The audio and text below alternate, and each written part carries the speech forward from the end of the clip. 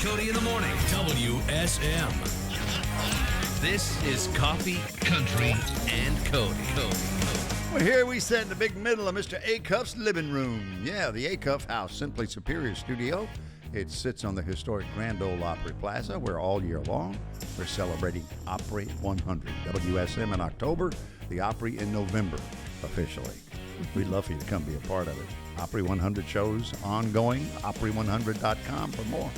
I'm Bill Cody. There's Charlie Manos. That's Kelly Sutton. Andy Nye is our studio director. We've got Jeff up in master control. Jeff, it's good to have you back. Jeff Rock Solid Roberts, as I call him. Yeah. I hope he gets a T-shirt with that on it one day. Really should have had that on our staff jackets. You know how we got our staff jackets. And David Reed is shadowing this. He's going to fill in for Andy when she's on vacation. So. Oh, we're breaking him in. Yeah. Well, good luck, friend. We're a lot. We are a whole lot. We've seen them come. We've seen them go and held the door for a few. Oh, my gosh.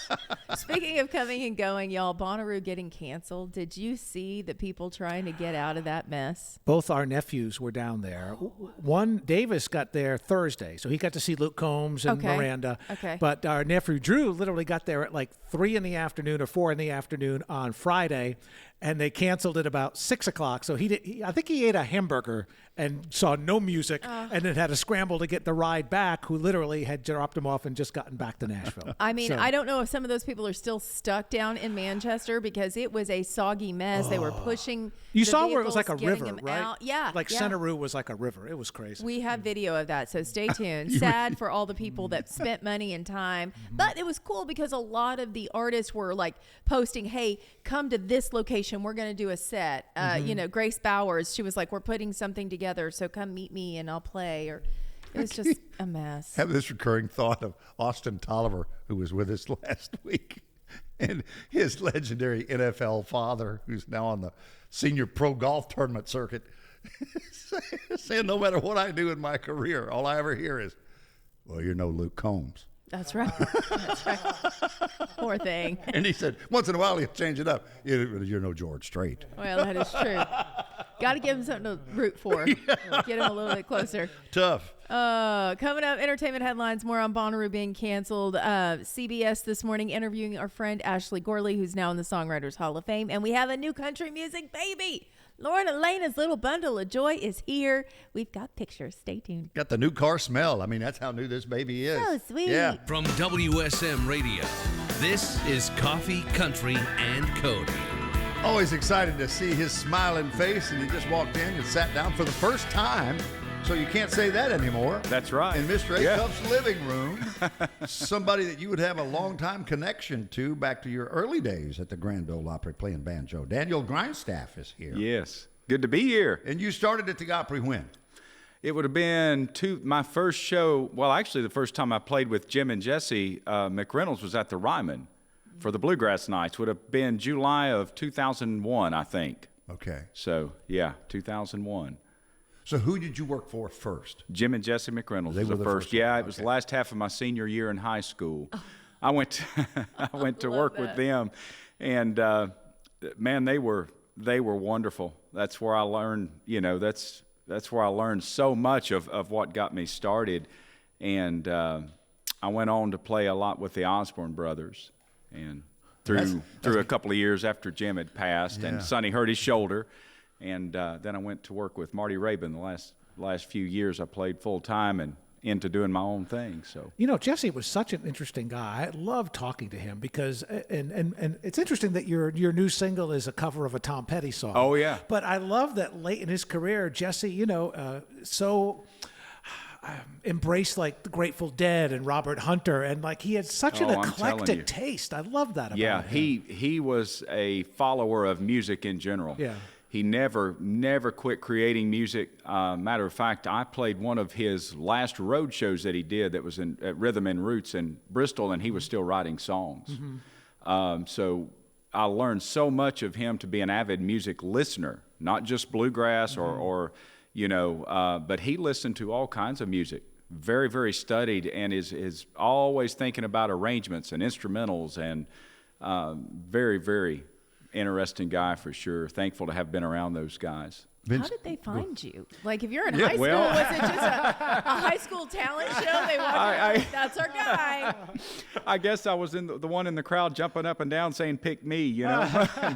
No, my family, my dad is actually a banjo player. And he played at the Ryman. It was April of, it was 55 years ago. So it had been 1970. He had a guest spot at the Ryman. So he would have been there with Mr. Acuff. He was there. I was telling Finn, my oldest over here, there's of course the painting of Roy Acuff in the back, and I was telling him that his grandpa got to meet Roy Acuff. Wow. And I've still got the show program from when he was on, and it was String Bean and Roy Acuff and Minnie Pearl, and he was really, really young at the time, of course. But I was going to a lot of bluegrass shows where I live up in East Tennessee, and met Jim and Jesse McReynolds and the Osborne brothers, and goodness, the country gentleman would be there, Dole Lawson, just so many people. Wow. And I got to know some of the guys in the band. A friend of mine, Jim Britton, played banjo with them in between another guy and then me. So I got to know him and telling him that I wanted to do that. I said, I want to do this one day. And so we stayed in touch. Anytime they were within an hour or what have you, I would go see them and got to know them. And the guy that was playing with them gave his notice, and they asked me if I wanted to go to Columbia, Mississippi, and ride along with them. So I headed down here and got on the bus and went to Columbia and played a part of that show, and then wound up playing a part of another one, then wound up playing the Ryman, and I eased right in. It was...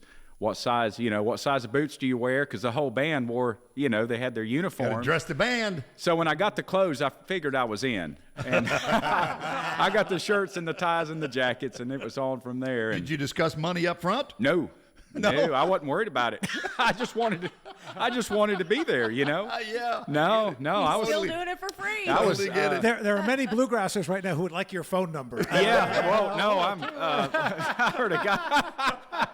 I heard a guy say one time, best in my price range, price negotiable, But I had so much respect for Jim and Jesse McReynolds. Jim was the guy that cut the checks, and they took care of me and treated me great. I tell everybody I got to start on top. There was the Grand Ole Opry, there was these music legends, and that's, that wound up with me working with the Osborne brothers. I was 21, so that would have been a couple of years later. But, I walk out and here's Sonny, and we're playing, I didn't realize it at the time, but it was August of 2004, and it was their 40th Opry anniversary. And, I had no clue what we were playing. Made the mistake, I'm a huge Sonny Osborne fan, of course. Sonny and Earl and J.D.'s my favorite banjo players. And we're there, no rehearsal, and I made the mistake of looking at Bobby and asking him. I was too afraid to ask Sonny if he wanted to run over anything, and Bobby said, "No, I guess I've got my part by now." And so that was, oh man. And so it's true story. It's true story. That's great. It's truly baptism by fire. Oh right? man, Yeah. It's the best. And Did you have to audition? No, I guess I did when they heard me with Jim and Jesse. We'd been in the dressing room too so many times together that Sonny had known me since I was a kid through coming, just like the Jim and Jesse thing, coming out to shows. And man, we walked out, and Eddie was announcing that night. Eddie Stubbs? Yep. Mm-hmm. And ladies and gentlemen, 2 state songs, CMA Vocal Group of the Year, celebrating their 40th anniversary at the Grand Ole Opry. And Sonny whispered to me what songs we'd be doing. Midnight Flyer, Kentucky, Sunny Side of the Mountain, and Rocky Top. That was the 4. I've got a recording of it somewhere. Oh my gosh. Yeah, that was great. Did you grow up in Elizabethton? I know Yes, you sir. live there now. Yeah, born and half raised. Yes. When you said that, I said, man, they play some football up there, They do. Elizabethton. Yeah. And Jason Witten, Yes, the great sir. Dallas Cowboy That's tight right. end. Isn't he in the Hall of Fame? Didn't they put him If in he's the Hall? not, he should be. Yeah. Well, he's certainly in the Ring of Honor. That's right. Yeah. Yes. Yeah. I didn't know if he would. But qualified a lot yet of or not. well, there was a lot of music up there back in those years. Did you play ball at all? No, just banjo. No, I'm terrible at that other stuff. Played banjo all through about I was a little younger than Finn, and picked it up, and my dad got me started. He had a huge stack of vinyl records. I've still got them, Flatt and Scruggs, and goodness, Jimmy Martin and J.D. Crowe and the Osborne brothers, all that stuff. That's what I learned from. Everybody you mentioned in this conversation is in the Hall of Fame, Bluegrass Hall of Fame. Oh, yes. Well, in my book for sure. But Yeah. all the way, I got to thinking last week when I seen you at the Ryman, I was filling in with Daly and Vincent. It's from Jim and Jesse to the Osborne brothers to those guys. I stand there and I'll get distracted because I think how good they sing, how good Jamie and Darren sing and all that. And it's been just the world's biggest honor for me because my goal was the Grand Ole Opry when I was a kid picking a banjo up. So how did you connect with Darren and Jamie? Oh, goodness. I have known those guys. I met Jamie when he was working with Doyle Lawson. That's when we first met him, yeah. And, of course, Darren when he was with Ricky. Right. So that goes back Same a lot. year. Same thing with Jim and Jesse. And Jesse, after Jim passed and the Osbornes, we was doing probably, probably 40 Opry shows a year at least, I would figure. So I was around those guys a lot and been close to them for many years, and some of my favorite people. Man, they are entertaining. Well, Heroes and Friends, it's appropriate, this album. Yeah. And all this that we've talked about, all these personalities and the talent we've talked about. But Charlie, you mentioned the name Tom Petty. Yeah, and I'm curious, there's something about my very first concert was Tom Petty and the Heartbreakers. Got to see him. You're kidding. Got to see him 13 times throughout many tours. Yeah. But there's something about his writing that must lend itself to a bluegrass approach. Because I remember Dale Ann Bradley did "I Won't Back Down." Right. The Gibson Brothers did "Cabin Down Below," and now you've got a wonderful version of one of my favorite Tom Petty songs, "Angel Dream." What do you think it is about him and that ability to relate? Yeah. Well, the really cool thing about his writing is what I caught with that song and a lot of his songs is the tempo lends itself. Mm-hmm. I didn't really do any tempo changes to this song and the melody. And the other thing with his writing that I really loved was how the lyrics are open to where you can interpret the song through your own experiences. Mm-hmm. And that I haven't ran across that a lot. A lot of songs just kind of steer you along which way you're going to think and which emotion they're trying to hit. Mm-hmm. And his writing kind of leaves it open to where you can feel that yourself. And that's what I caught with this one. It's got the theme of love and hope and all that in it, but it kind of lends you to a more open feeling with it. And, when I released the Heroes and Friends album, it really, really did well. And I was starting this is the first single from a new record, entitled The Uptown Troubadours. Mm-hmm. And a lot of the guys who was part of the Heroes and Friends album have decided to join me over in that venture. Kent Blanton plays bass, of course, a longtime guy around Nashville. And my friend Kevin Richardson's the one singing it. Great guitar player, great singer. And I felt like he really captured the essence of those lyrics in there. And Derek Deakins that played fiddle on it did as well. Yeah. So. It's a sweet song. Oh, yeah. It is. It's a very, very tender song, I felt like. But that's the three things with his music that I caught was just the melody and the lyrics and a lot of the tempos lend themselves to acoustic music. We mentioned the Uptown Troubadours also include Sean Lane. Sean from Blue Highway sang on this, and Andy Leftwich come in and helped us out. Hard to go wrong with those two guys. Andy Leftwich, the most handsome man you've ever seen in real life. I'm telling you what. Is that that the most sharp-dressed He is cat? a sharp-dressed guy and just one of the sweetest people you'd ever meet as well. He is. Absolutely.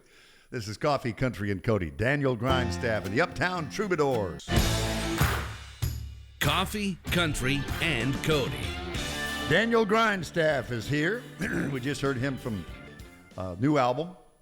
Yep. Forthcoming album? Forthcoming album. That's the first single from it. Yes, sir. All right. Yeah. I've got a really cool one following it as well. We've done a throwback on an Uncle Dave Macon song that Marty Stewart was kind enough to join us on. Of my celebration of the 100th anniversary of the Opry on this album. Well, so that'll be out later in the year. Oh. Do you want us to call you Dixie Dewdrop from now on? I'd rather not, but I've been called worse, so I would take it. So. It's not being used right now. That's right. I mean, you talk about range. You've got Uncle Dave Macon and Tom Petty. So we're covering. You've got the span there. Yeah, man. we're That's covering amazing. a broad range there. What is the most outrageous song that you've played on banjo that was not a bluegrass or country song? I mean, I think about when we hear the Cleverleys, and sometimes they'll Black do Eyed Peas or AC/DC.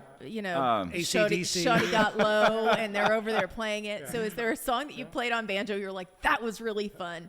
Not really. I haven't. I've kind of steered clear of all that. That may be the next album.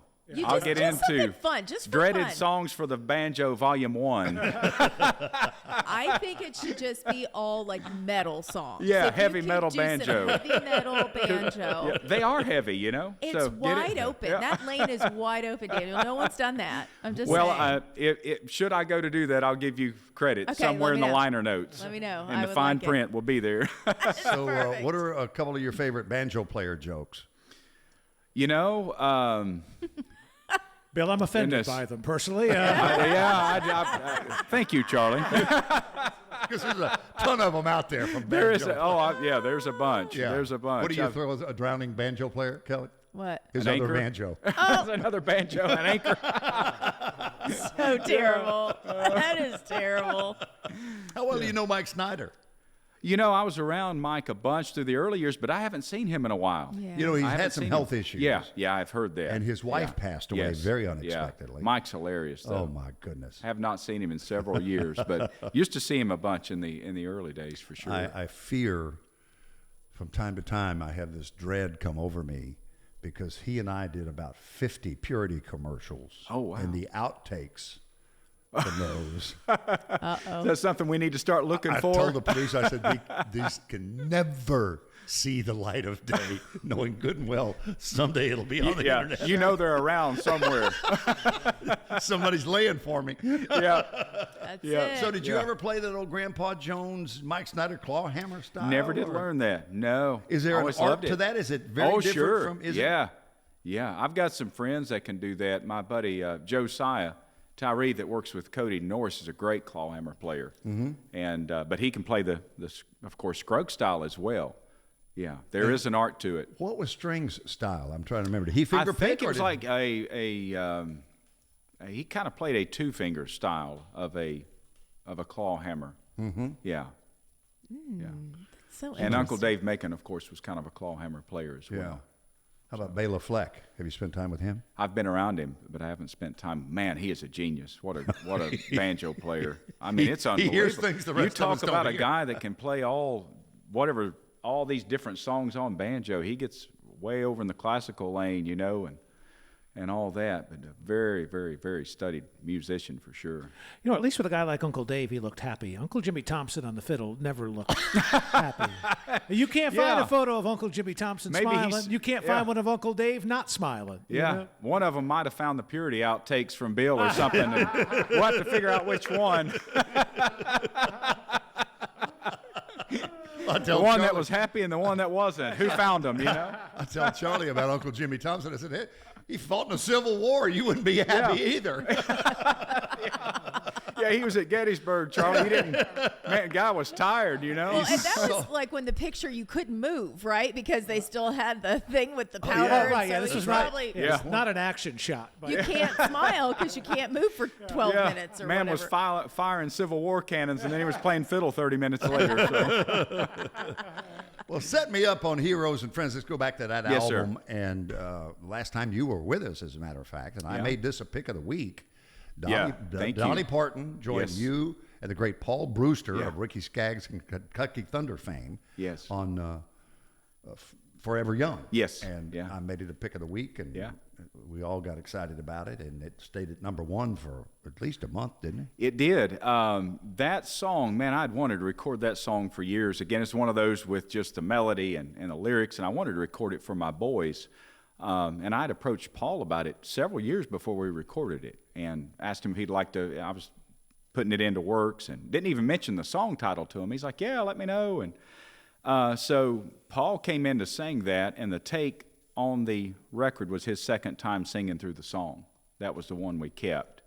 And of course, Dolly's folks got wind of it and played it for her, and then she jumped on board, and I cried for 2 solid weeks when I heard her and Paul together, you know. And didn't she And- say that he was her favorite singer? She said, Paul Brewster is absolutely one of my favorite singers ever.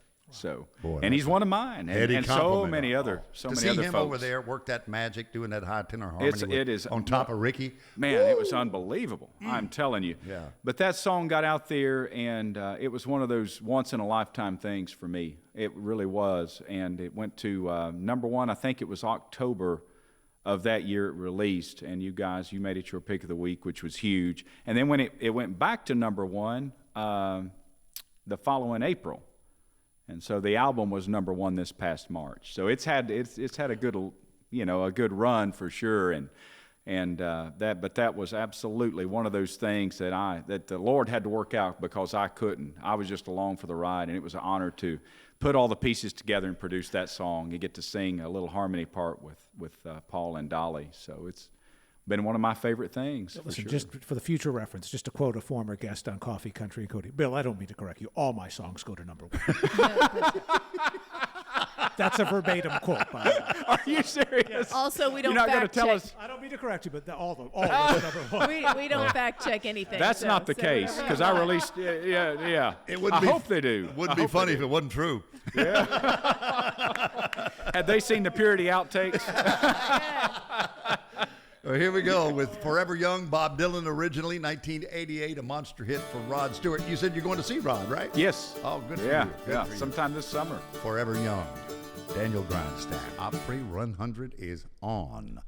And all our shows, our birthday for WSM in October, November for the Opry officially, but throughout the year, Opry 100 is on.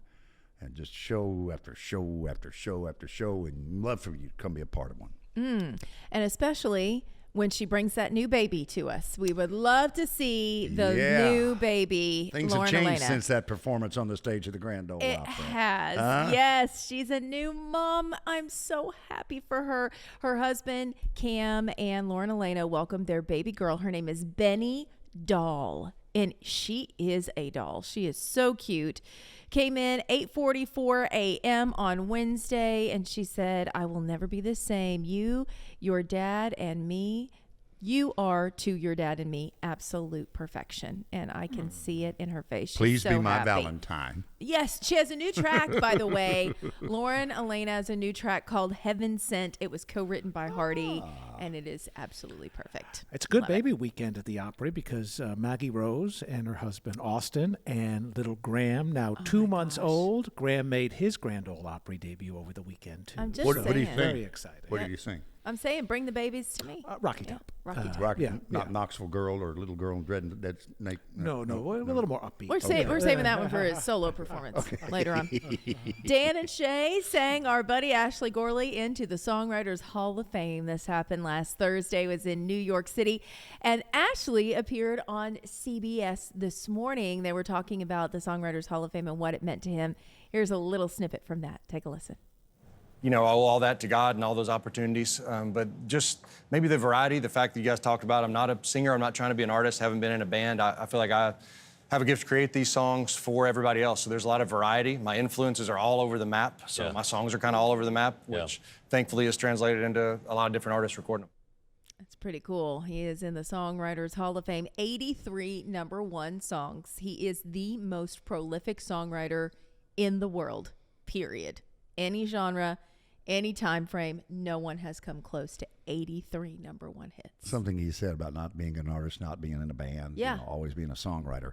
Vince posted over the weekend, it was a picture of him and Don Henley sharing a moment, sweet moment, the laughing moment, smiling moment on the stage.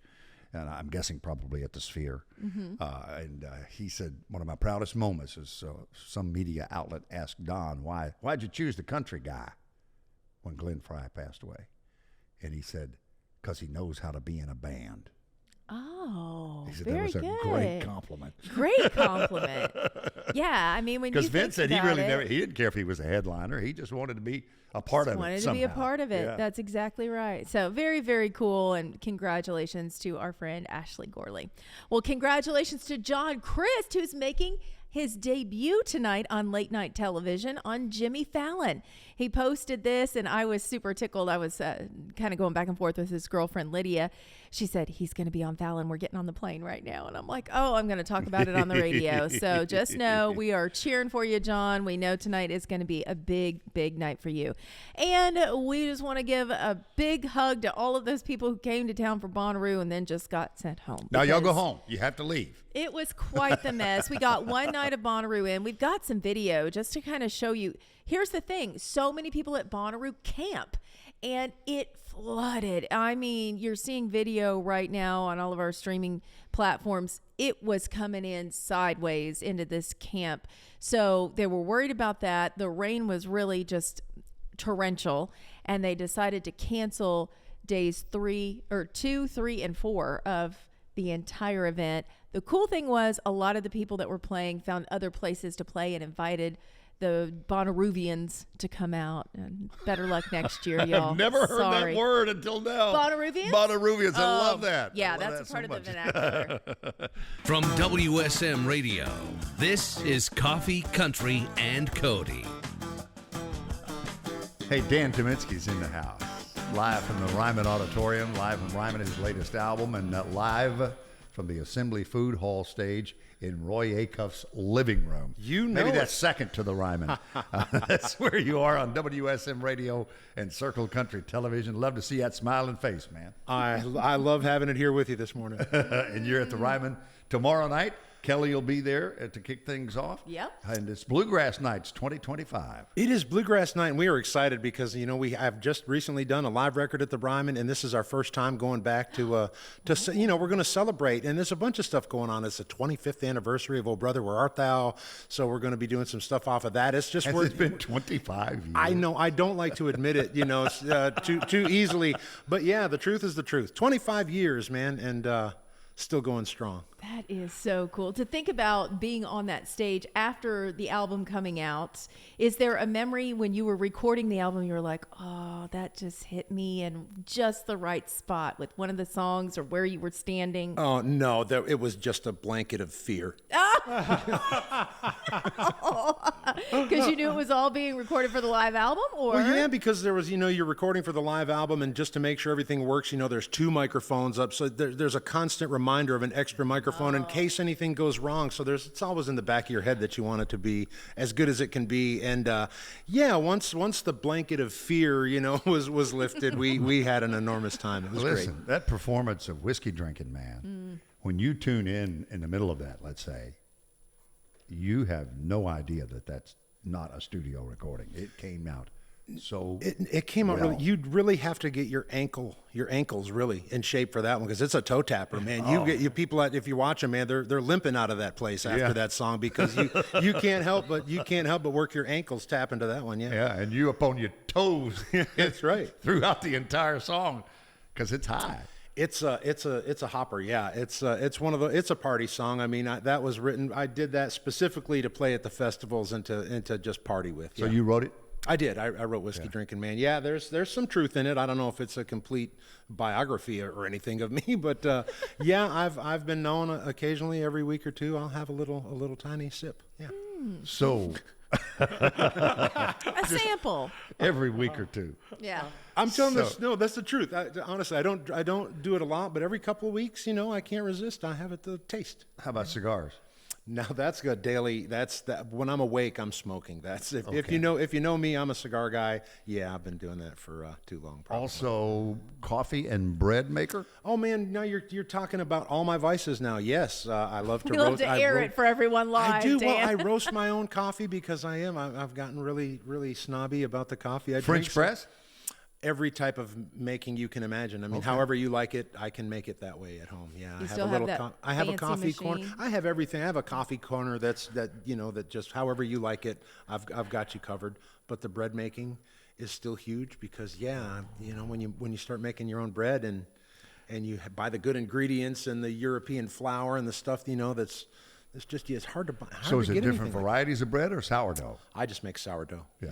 I mean, I've played with everything. I've made Love everything that from stuff. English muffins to bagels to breads to pizzas to sourdough, but mostly just sourdough bread. Yeah, I can't get enough. They always say with bagels, the water makes such a big difference. Is that the same with sourdough? I think with anything, you have to have quality, good tasting water in anything you cook. Absolutely. Number one ingredient. Yes. If your water's better, your bread or bagels or whatever is going to be better. Well, for sure. when I greeted you at the door, I always tell people, please make yourself at home in the kitchen. And I actually said, there's water and there's snacks, but I could not break it break You it to know- myself to say, and we have our Amazon K-Cups. So, I was going to assume you were caffeinated on the way in. I have no problem with it. When I want a cup of coffee, I'll take whatever's there. But yeah, when I'm home, I get snobby, roasting it and preparing it a certain way at a certain temperature with a certain amount of whatever in the water. Yeah, it's a sickness. It's like chemistry for you. It is a cup of science. It's not a cup of coffee. For me, it's a cup of science.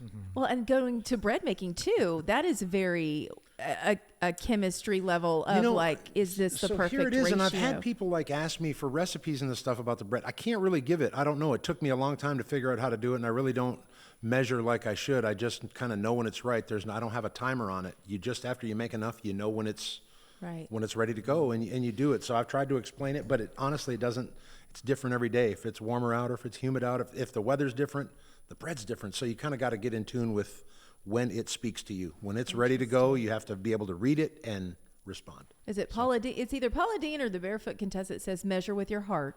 Measure with your heart. Yeah, cook with you're love. just like, how much do you put in it? Measure with your I love heart. the Barefoot I do. Contessa. I Yeah. have not seen her in a long time. Oh, Right? My mother would call that a scratch cook. A scratch cook. And my wife would say, Mama, I need that recipe. And she says, you'll just know. She would write down the ingredients and just say, you'll just know. Yeah, that's what it is. So where did you, my mom would want to know, where did you get the mother for your sourdough? Because I made it. Oh, did you? I started it myself, yeah. I started it during Now, that's COVID. science for sure, isn't it? During COVID, yeah. It was, you had to do something at home, so I got into making sourdough and learned how to make the initial starter. And, his starter's name is Lester. Nice. Yeah, well, his full name is Lester Not So Flat. I was going to say, does he rise? That's the key, right? Yeah. Lester Not So Flat is my starter's name, yes. And you feed him every day, every other day? Feed him when I want to make bread. So he okay. lives in the refrigerator now anymore. Like, I'll take it out and I will make bread furiously for 2 or 3 days until I can fill my freezer up with loaves of bread. Wow. And then it goes in the fridge for, 2 or 3 weeks. So do these tend to be like birthday and Christmas gifts to people who know you well and you love? Does bread get Because given? we've never received one. Well, I was gonna get to that, and I was sort of leading in that direction. So I'm but- pointing my finger at my lovely wife, who I am not blaming at all because she has nothing to do with this, but I should know better. I'm pointing you to remind me. Yes, this is a reason I'll have to come back because the next time I come back, I'm loading you down. Wait, I'm loading What are you doing down. tomorrow? I'm playing the Ryman. But I could bring bread. We could have bread night at the Ryman. It'll be amazing. It's like communion with bluegrass. Just everybody go in and grab a loaf. Slice it up really fine. small. Everyone gets a little piece. Yeah, that'd be Great. fantastic. Yes. So you were here last, and we were talking about your friendship and relationship and a song you'd written about Tony Rice. Indeed, yes. Tony's one of those guys in my life that I'm not playing the music I play without his influence. He was one of the few people I leaned toward in his recorded music, and then anytime, of course, I could see him live.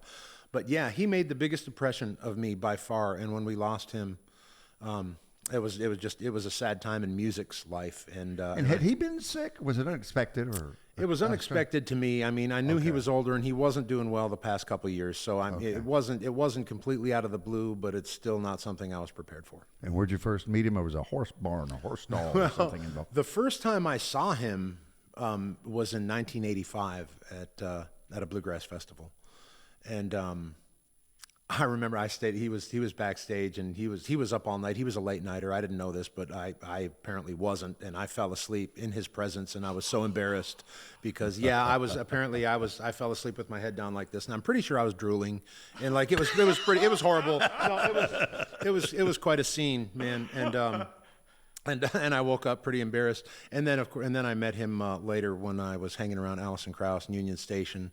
And I remember one day he came and he I think initially had asked Allison if she wanted to jam or go to a picking session at John Hartford's house with him and Vassar Clemens, John Hartford, and Tony Rice.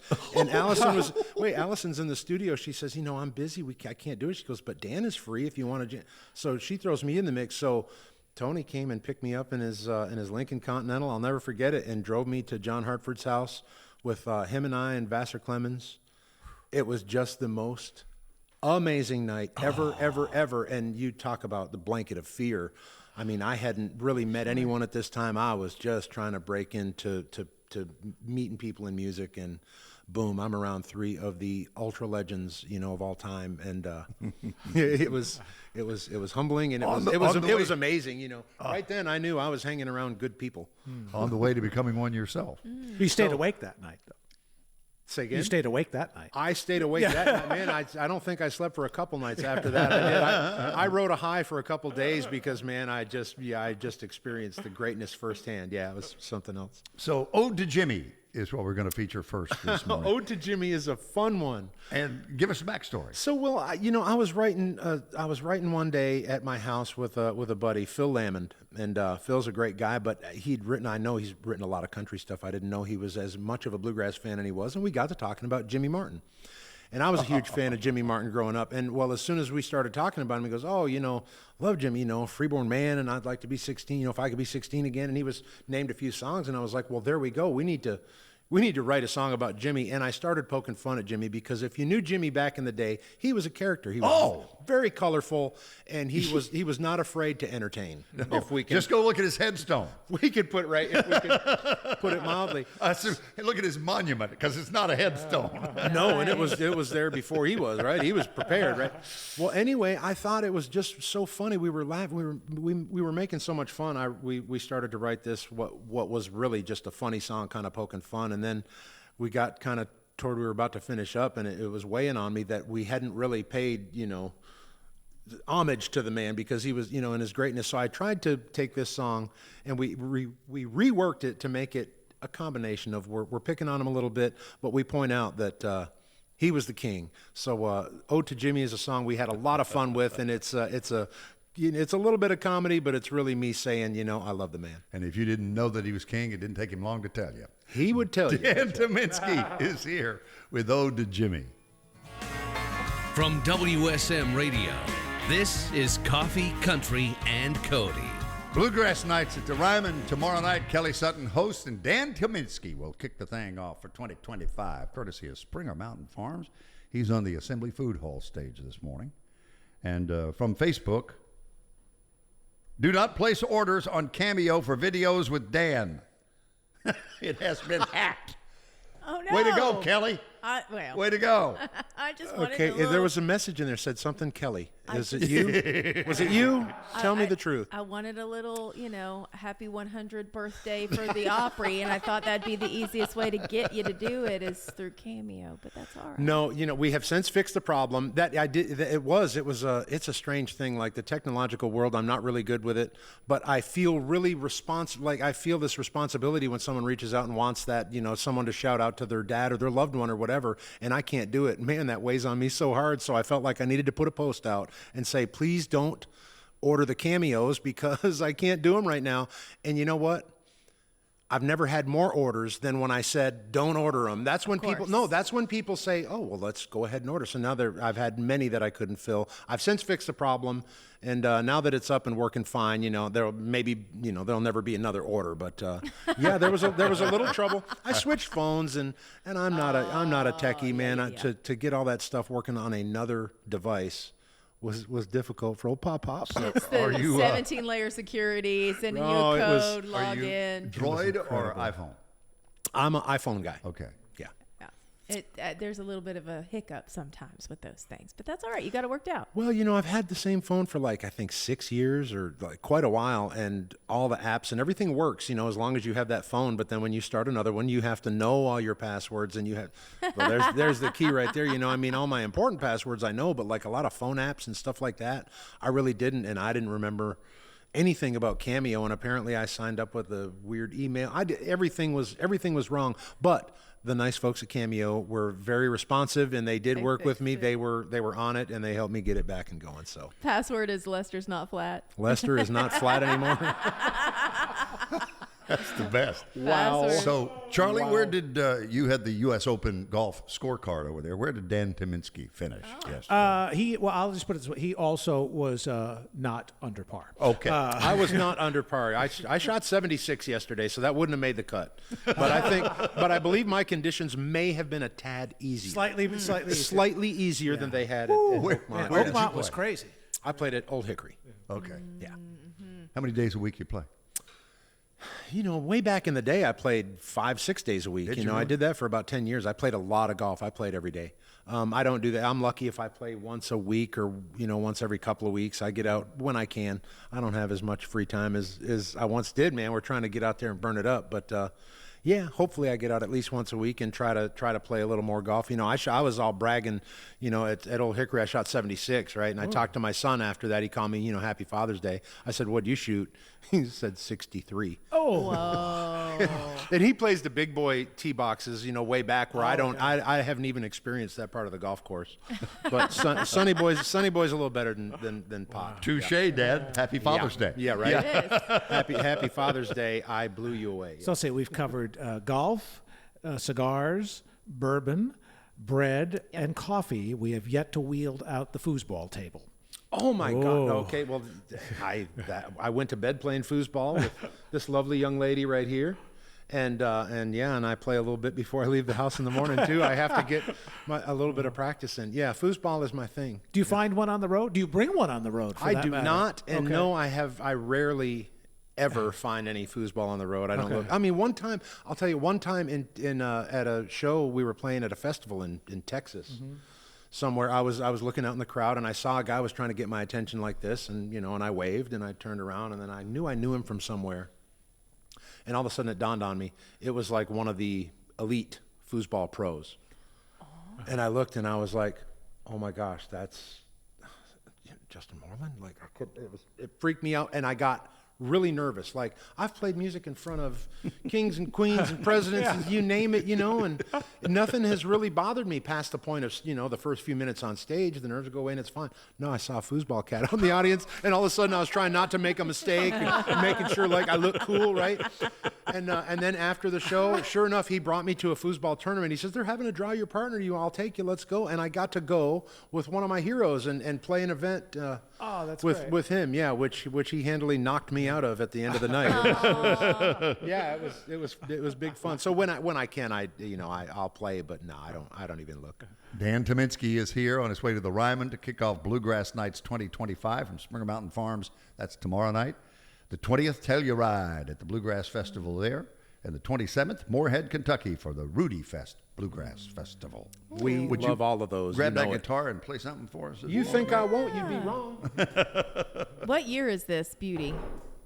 My guitar? This is a 1946 D28 herringbone, the Martin guitar. This is my first guitar. Really? I was not a guitar player when I joined Allison Krauss and Union Station. I grew up, my first instrument was mandolin, but I really grew up a banjo player. I was a banjo geek. It's the only thing I ever wanted to do, and when she needed a musician, she needed a guitar player, so I needed a guitar, and I found this one. Its nickname is Poster Child. I mean, you can't see it, but it's got the funk. It's a good looking old piece of wood. And it's been basically my one and only for my whole career. I mean, most anything if you've ever heard me on a record or recorded anywhere, this is the instrument. This is the one I've always played. What are you going to play this morning? Well, I'm gonna change my mind here at the last minute. We love that. I'm gonna play something I was not expecting to play, because I said it a little while ago. And I have to honor this because I have to play the song that has been better to me than all of the other songs. This is the song that 25 years ago, they blew my mind when they asked me if I wanted to be a part of this movie, Oh Brother, Where Art Thou? And they said, would you come and try out to be George Clooney's voice? And I laughed. I thought there was no way in Hades that could ever happen. And lo and behold, and I've told this story a lot, but I remember calling my wife and I said, it looks like I'm going to get this voiceover. And she was very excited. I remember at the time, she said, well, a voiceover, that's great. What is that? And I laughed. I explained. I said, well, when you go to the movies, you're going to be seeing George Clooney singing up on the big screen. But when you see him sing, you're going to hear my voice coming out. And she said, Dan, that's my fantasy. The quintessential version of Man of Constant Sorrow. The Stanley Brothers did it in the 50s. Bob Dylan, Judy Collins, Joan Baez. But it goes back. I was just reading as you were playing that a partially blind fiddle player from Kentucky, its origins 1913, it was called a farewell song originally. That's got handed down. What I understand folk is the tradition, same. Right. I've heard this so many versions of that song. I mean, leading into this, again, I had no idea what it was going to turn into. I auditioned with a completely different version of that song. I mean, I auditioned with it, but I did it in a different key, in a different tempo, with a different style and everything. And I remember through the process of recording, they kept trying to drive it home. You have to understand where you're at when you're singing this song. You're starving. You need to really knock it out of the park with this when you're trying to play rock and roll. It hasn't been invented yet, but you're just trying to kill it. You're trying to really, they said you're devil possessed. You just sold your soul to the devil for your guitar. Your fingers are flying, and you just stole a chicken. And if for whatever it's worth, when you hear that version, from now on, you can think that's what Dan feels like if he were to steal a chicken. All the emotions, Kelly. Yeah, that's the emotion that stealing a chicken would evoke in Dan. Yes, that song. Dan Tyminski, he's a jewel. We'll get our buddy Gus Arundel to send you one. Springer Mountain Farms. It'll be a Springer Mountain Farms There'll be chicken. one waiting for you at the Ryman. Yeah. That's right. Bluegrass Nights at the Ryman is the next stop for Dan. Live at the Ryman is his brand new album. Always a pleasure to have you up early and come play, especially playing and singing for us live. I love coming here. Thank y'all. All right, please see come you. back. Do you feel the ghost of Mr. Acuff in here? I As do, you sit a in the little living bit. room? Just a little bit. This is Dan's third time with us in the Acuff House. I think you may be our most frequent visitor. Yay! Yeah. I love having something like that. I'll be back. Listen, you got to have me back too soon because I'm bread. bringing bread. That's yeah, right, you know. Perfect. Assembly Food Hall stage. That's where that live performance just took place. Wood from the Ryman Auditorium in the 50s is where our stage is made from, and it's the same wood that the Circle at the Grand Ole Opry House is made from. Dan Tyminski. This is Coffee, Country, and Cody. What is our life every morning on this show? We're sitting in Mr. Acuff's living room at the entrance to the Grand Ole Opry House. We got Daniel Grindstaff in here. He's doing Tom Petty and Bob Dylan music. And then Dan Tyminski, before our very eyes, live with his guitar, is singing Man of Constant Sorrow on the 25th anniversary. We came in on the chorus there. I think that counts. Do we need to Royalty check? reach in and just be like, hey, I would have practiced the high harmony had I known. Did George Clooney retire?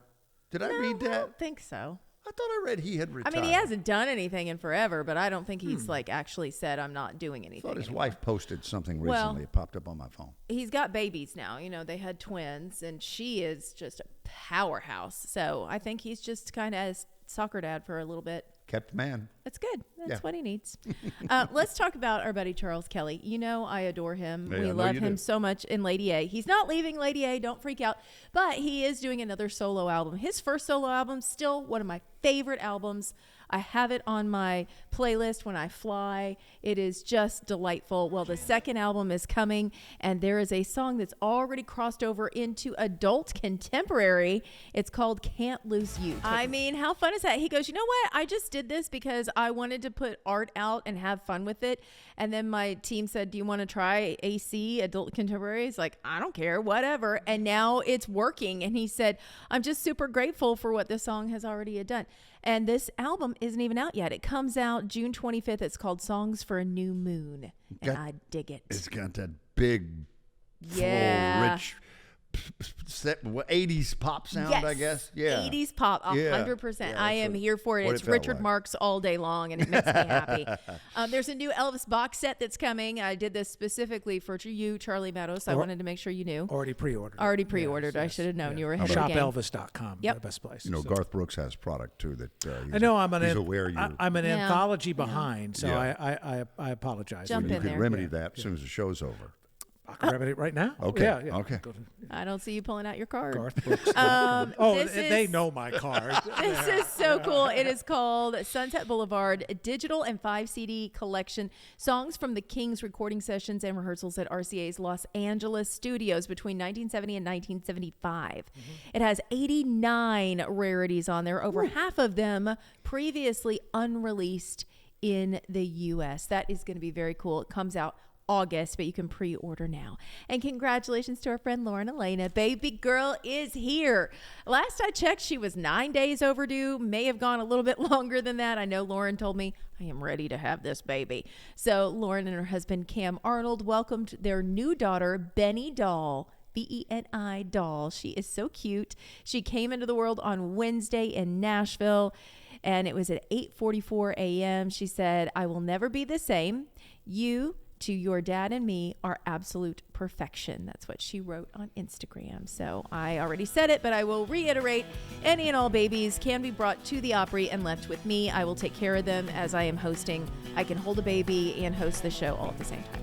Kelly Sutton, au pair, among the services we offer at the Grand Ole Opry. Love it. Kelly Sutton, Charlie Matos, who's Garth, by the way, he's got his credit card out right. Sure does. I'm Bill Cody. Thank you to David Reed, Andy Nye, Jeff Roberts. Tomorrow, what do you say we do it again? Huh? Yeah.